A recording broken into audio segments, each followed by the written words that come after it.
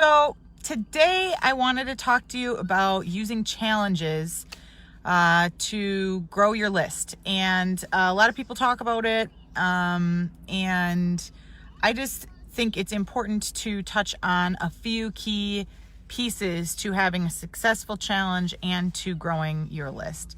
So I'm just going to go through these real quick. I'm kind of on the go today, so I'm in the car. Let's see here. So gave myself a few little notes to share with you. So the first thing with challenges, you want to make sure that it's a solutions-oriented challenge. So what this means is you need to think about who your ideal client is or ideal customer is, create that client avatar, and figure out what their pain points are, because you want to have this challenge be focused on one of their pain points. The second thing that you want to focus on is giving them results. So you want to offer a challenge that gets quick results and quick little wins, so that they feel like they're getting something out of the challenge and that they find your tips and information helpful. The third thing, this is a good one too, short and sweet. A lot of people like to overcomplicate challenges. I will sometimes encourage people to say, like, okay, find a pain point and put together 4 to 5 bullet points of how you can solve that pain point. And then each of those 4 or 5 can be a separate day in the challenge. The first day could be just something simple like explaining what the challenge is about, but still you have to give them something that they can work on, something tiny that they can work on that day one of the challenge. But short and sweet. A lot of challenges will go about a week, 7 days. That's pretty common. The fourth thing is the content. This is something where people really get caught up and get overwhelmed, and then they just say, the hell with it, screw it, I'm not going to do a challenge. And the content really needs to stand out and be unique from others. However, don't reinvent the wheel. There's plenty of really good information out there. There's tons of training courses, and people say, well, why? I've kind of on a sidebar, but I've heard people say, like, well, why would I buy, or why would somebody buy my training course when there's this information for free? And I like to use this analogy because my mentor actually told it to me many years ago, and it's free if you have a bunch of trees with fruit on them, and it's free to pick that fruit. You can go to the tree and pick it yourself. Sure, you can do that, but that's going to take time. Or you can pay for a bag of apples that somebody else picked, and you can be in and out real quick. So people pay for not just the information, but the convenience of not having that guesswork.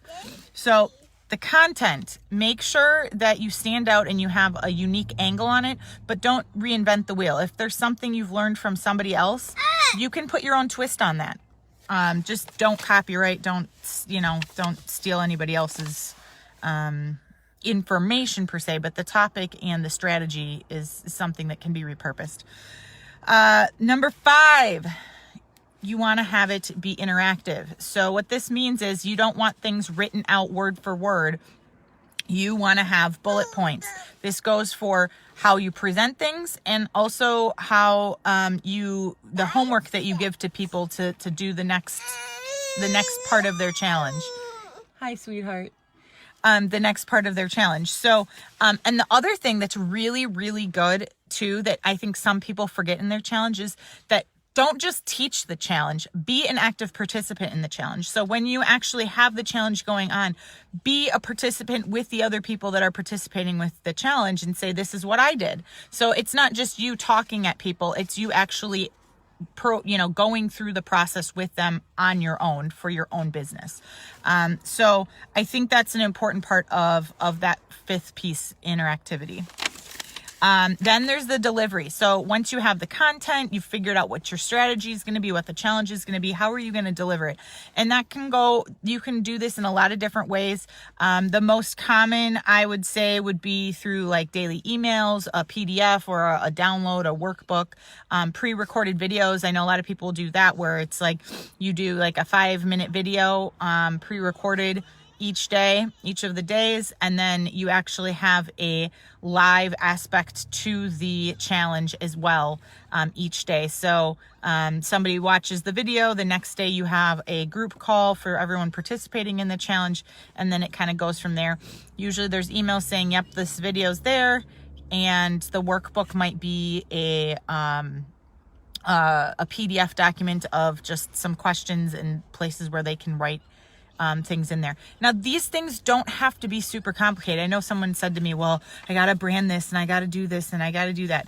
Honestly, sometimes the simpler the better. I mean, if you want to do a PDF document, throw your logo in the footer, and your email address in the footer, Facebook group in the footer, and then just have the questions and have that as a PDF. It doesn't have to be some super fancy designed thing. Or if you are familiar with something like Canva, you can always go into Canva and kind of pretty it up a little, but don't let that be a hang up. That's not a reason somebody is going to not participate in your challenge. The challenge is free. And if they get results and they get the little wins, that's what's going to be important. It's going to be that information, that content you're presenting, and the price point.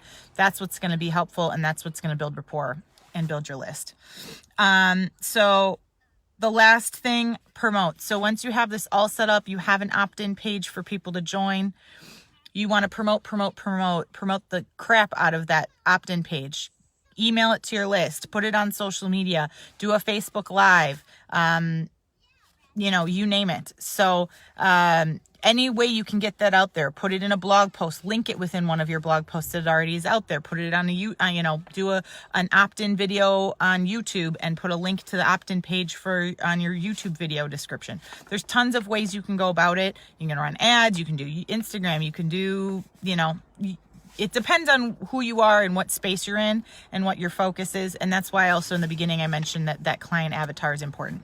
So just to recap real quick, the key ingredients: make sure it's a solutions-oriented challenge, something that's going to hit the pain points.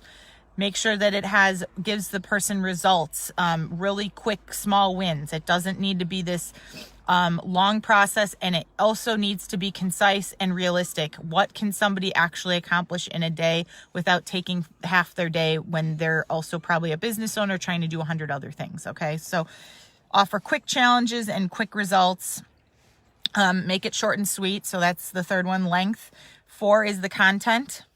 5th is interactivity. Make sure if you're doing this successfully, it's always best, if you can, to be a participant along with everybody else in the challenge. 6, delivery. Figure out what format you want to deliver it in. And then 7, promote and get people on your list and growing. So I hope you guys found this helpful today, and we will see you in the next Facebook Live.